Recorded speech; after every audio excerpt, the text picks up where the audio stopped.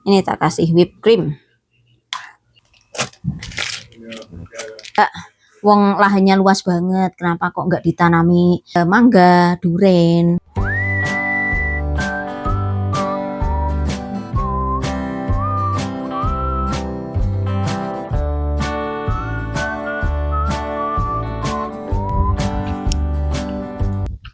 Yo nggak loh, apa sih? Hai teman-teman, selamat siang. Hai teman-teman, selamat. Hai teman-teman. Hai teman-teman, selamat sore dari Amerika Utara. Assalamualaikum warahmatullahi wabarakatuh. Apa kabar kalian? Semoga dimanapun teman-teman berada senantiasa dalam lindungan Tuhan Yang Maha Kuasa, diberikan kesehatan juga berkelimpahan rezeki. Amin ya robbal alamin. Sore ini aku mengajak kalian untuk kita ke kebun teman-teman. Kita akan petik stroberi lagi. Daripada busuk di tanamannya ya, mending kita petikin saja teman-teman. Bisa untuk ya apapun itu yang enak. Dibikin jus juga enak, dibikin selai juga enak kalau stroberi ya. Makanya yuk let's go. Rasa kakean gedabrus rek. Ini selain mau petik stroberi, aku juga mau menanam cabai teman-teman. Aku beli 2 bibit cabai, makanya ini aku mau tanam.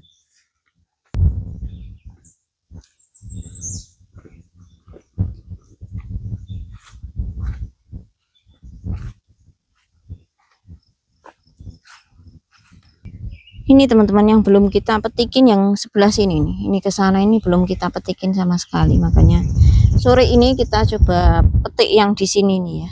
Kalau ini campur, ada stroberi kecil, yang di situ itu besar semua gitu ya. Yang kemarin kita petik itu yang dikasih bibidep itu yang kecil itu, yang malah enak teman-teman, malah manis menurutku yang kecil itu.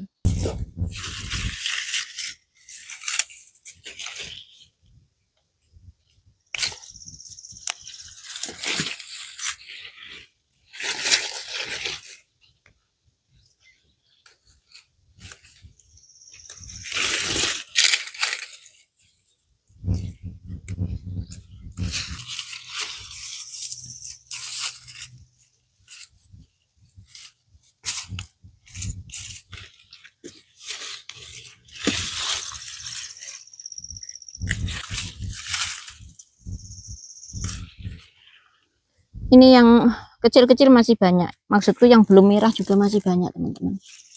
Kalau stroberi itu biasanya musimnya 2 mingguan ya teman-teman, jadi setiap 2 hari sekali, di rentang waktu 2 minggu itu biasanya bisa kita petik kalau stroberi.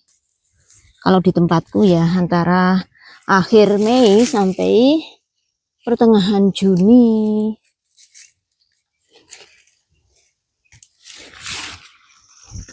Teman-teman yang komen malah pada excited menunggu saya ke Indonesia ya. Kapan Mbak ke Indonesia ya? Aku nggak sabar menunggu Mbak Hetty di Indonesia. Saya agak wawang gitu ya teman-teman, karena memang lama banget saya nggak berkunjung ke Indonesia. Wawang itu apa ya? Apa ya? Agak gimana dengan perjalanannya gitu teman-teman, nervous gitu. Lama nggak ke Indonesia jadinya. Perjalanan panjang. 2 harian teman-teman ya. Berapa jam toh? Ya 2 harian nyampe Indonesia.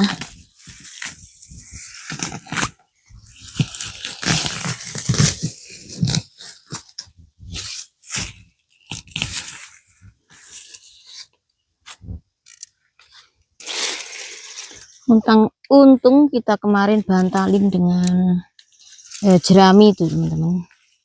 Kalau enggak ya ini cepet rusak kayak biasanya. Begitu menyentuh tanah gitu ya cepet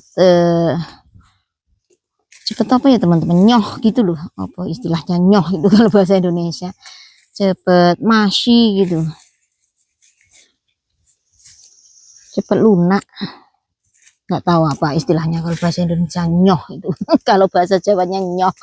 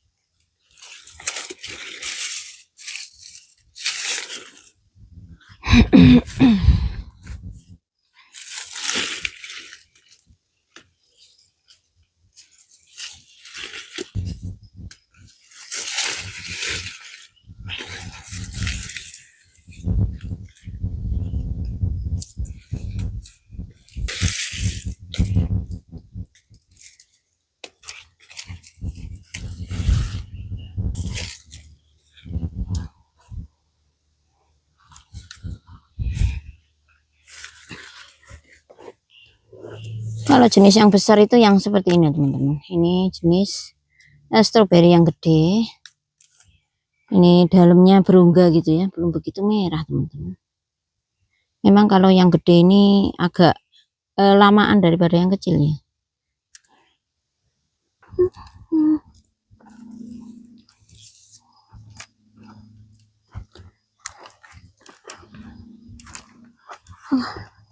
Wow, ini bawangku masya Allah tinggi-tingginya teman-teman, subur makmur ya.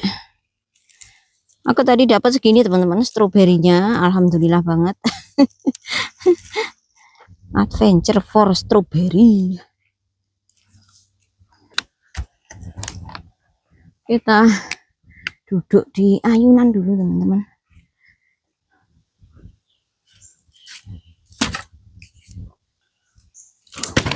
Loh, gimana tuh?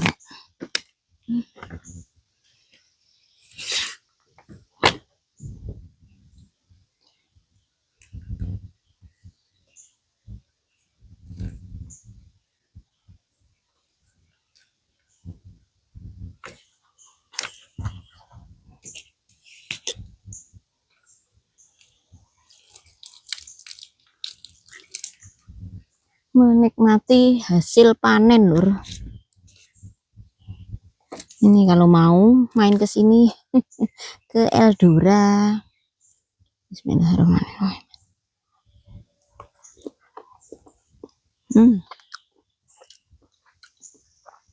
Enak teman-teman, seger, manis. Memang beberapa hari ini di tempat kita gak ada hujan teman-teman, makanya stroberinya rasanya manis. Kalau hujan gitu ya nggak begitu manis sih. Saya nggak tahu apakah berpengaruh ya hujan atau enggaknya ya. Yang saya perhatikan ya, kayak stroberi, raspberry gitu, kalau panas, cuaca panas aja terus jarang hujan gitu malah manis. Nanti kalau hujan terus gitu kayak ya hanya seger teman-teman, tapi nggak begitu manis, nggak semanis kalau nggak ada hujan.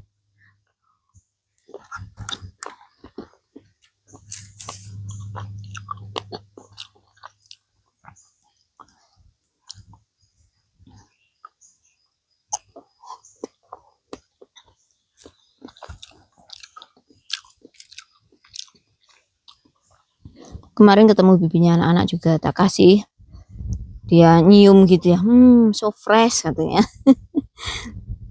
Terus saya dikasih 3 lusin, hampir 3 lusin sih, 3 lusin telur.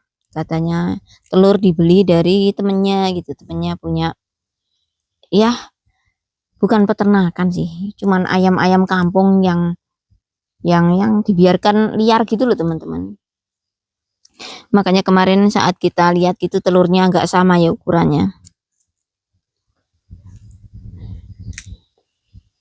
Sekarang Bibi Dep nggak bisa kesini sampai kesehatannya benar-benar pulih ya, karena ya seperti yang kalian bisa lihat sendiri bagaimana keadaannya kemarin waktu kita ketemu dengan beliau seperti itu ya.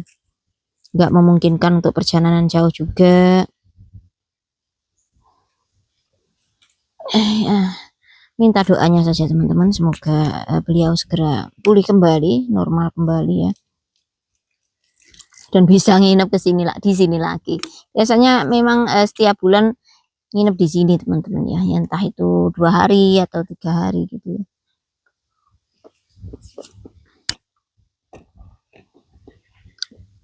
Kalau nggak ada yang nginep gini yo suwung rek. Rumah ini nggak ada yang nempatin.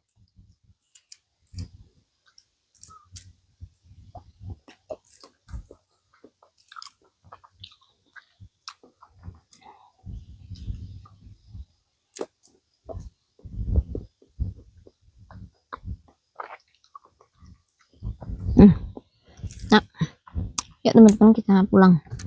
Ini tadi Virgil tumben tidur take a nap, padahal udah sore ya.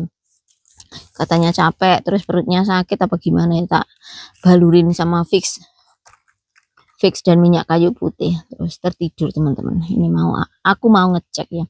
Kadang itu orang Virgil itu ya, kalau agak nggak enak badan tuh saya takut ninggalin lama-lama, karena apa ya, kadang itu nggak disangka-sangka kejang gitu loh teman-teman.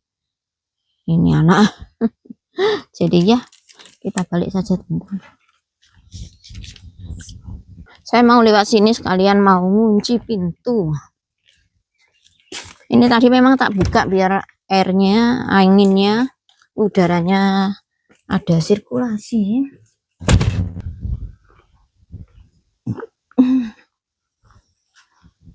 Ini jamur yang kita panen kemarin ya teman-teman. Sudah kering, sehari saja kering, tapi make sure benar-benar kering teman-teman. Biasanya tak jemur 3 harian kalau panasnya banter ya.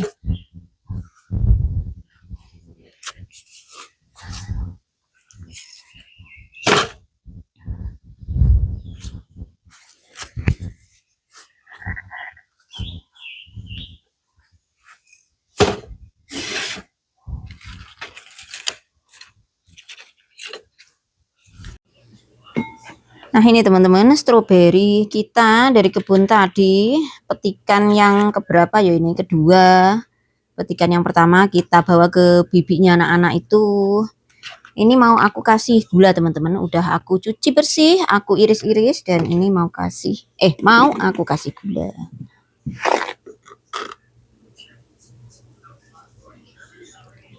Kalau jumlahnya banyak, biasanya setelah saya kasih gula gini, saya plastikin di ziploc bag dan aku taruh di freezer atau di lemari es teman-teman ya, di chest freezer itu. Tapi ini karena jumlahnya nggak seberapa, nggak begitu banyak ya, kita buat snack saja teman-teman. Anak-anak suka seperti ini ya. Dulu nggak pernah tahu di Indonesia kalau stroberi kecut kasih aja gula gitu. Ini ilmu dari mertuaku teman-teman. Stroberi kalau agak asam dikasih gula. Gini aja udah, terus buat snack.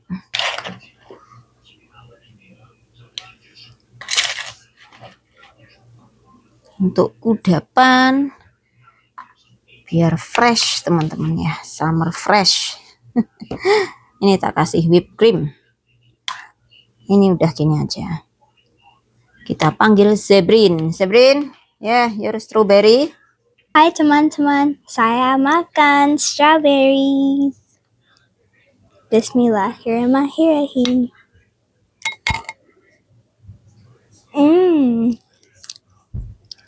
It's good.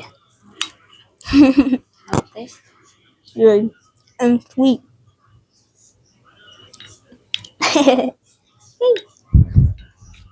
Nah ini masih ada sisa beberapa, tak plastikin, tak taruh di ziploc bag. Seperti ini teman-teman, ini mau tak bekuin. Aku punya 2 chest freezer di sini. Ini yang untuk meat, untuk daging-dagingan. Kalau yang ini untuk buah dan juga untuk sayur mayur teman-teman. Jadi buah-buahan maupun sayur mayur yang bisa saya awetkan atau saya bekukan, biasanya tak simpan di lemari es yang khusus sayur mayur dan buah-buahan ini. Sementara untuk stroberi ya, saya sebenarnya punya mesin vacuum gitu ya teman-teman, biar udaranya terserap atau gimana ngomongnya ya, mesin vacuum itu nge-vacuum udaranya gitu teman-teman, biar so tight gitu ya, dan lebih awet, nggak merusak makanan ya. Tapi kalau stroberi ini, karena tadi juga udah aku kasih gula dan teksturnya ya apa ya teman-teman, agak lembek gitu ya, dan ini mengandung banyak banget air, makanya mending nggak kita vacuum. Karena kalau kita pakai mesin vacuum, saat mesin vacuumnya menghisap udaranya, itu biasanya airnya yang terserap teman-teman, dan itu bikin mesin vacuumnya apa ya, mogok. Makanya ya udah begini saja.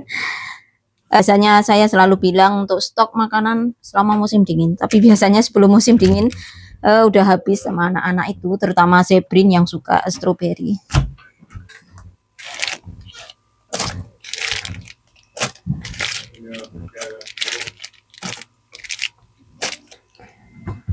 Ada temen yang menyarankan, Mbak, wong lahannya luas banget, kenapa kok nggak ditanami coba tanaman tropis tahunan, Mbak, seperti kelengkeng, mangga, duren, dan sebagainya itu ya. Ya mau banget teman-teman, kalaupun kemungkinan bisa tumbuh ya, tapi sayangnya musim dingin di sini itu untolerable atau apa istilahnya ya, nggak bisa ditoleransi gitu loh teman-teman ya. Saya yakin untuk tanaman-tanaman seperti itu pasti mati untuk musim dinginnya di sini ya, kecuali kita memiliki greenhouse yang gede bisa mengcover keseluruhan lahan ini ya. Dan bayangkan itu untuk pemanasnya teman-teman, berapa biaya yang kita keluarkan selama 6 bulan musim dingin itu pasti mahal banget. Dan apa ya, kalau memang bisa bertahan tentu banyak itu di pasar-pasar itu dijual. Kalau nggak dijual itu berarti memang tidak tumbuh di sini, bukannya tidak tumbuh ya, yaitu selama musim dinginnya itu loh teman-teman, namanya tanaman tahunan ya kan, tumbuh sepanjang tahun harusnya ya, seperti di daerah tropis kan bertahun-tahun ya rentang tumbuhnya itu. Dan di sini nggak bisa karena ya itu ada musim dinginnya itu. Jadi kalau misalnya seperti tanaman buah tomat lah,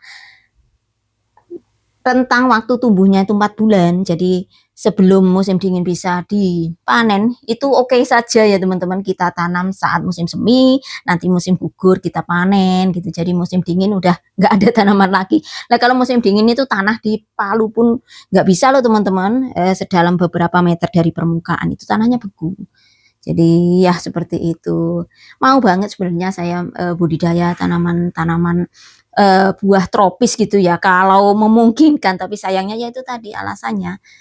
Jadi kalaupun menanam tanaman buah biasanya ya yang toleran sama cuacanya saja teman-teman. Kalian kan juga nggak mau memiliki konsekuensi, misalnya menanam buah pir, menanam tanaman pir di daerah kalian yang panas, pasti keok, nggak bisa berbuah, ataupun pasti mati, kan seperti itu ya. Sama dengan saya di sini, nggak mau berisiko menanam tanaman tropis di iklim subtropis. Subtropisnya nggak apa ya, nggak cuman saat musim dingin itu cuacanya temperaturnya 10 derajat loh, minus 20 juga loh teman-teman. Jadi seperti itu ya.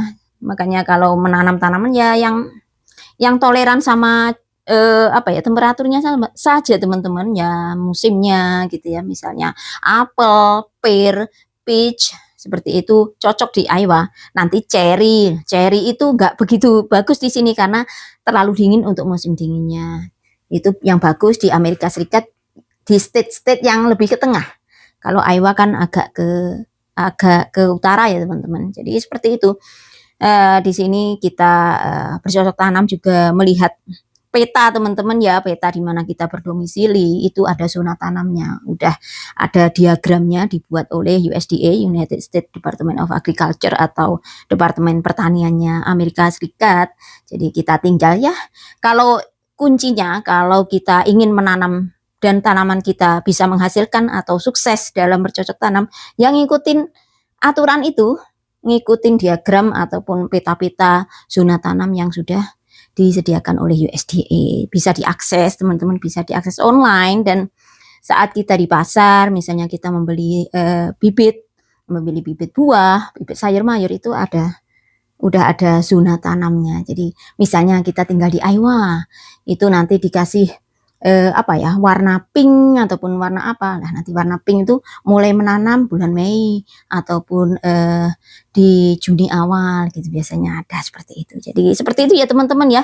Pokoknya kalau di sini kita harus belajar lebih banyak lagi kalau kita backgroundnya dari negara tropis, jadi harus beradaptasi dan yaitu menyesuaikan dengan climate, geografis dan sebagainya.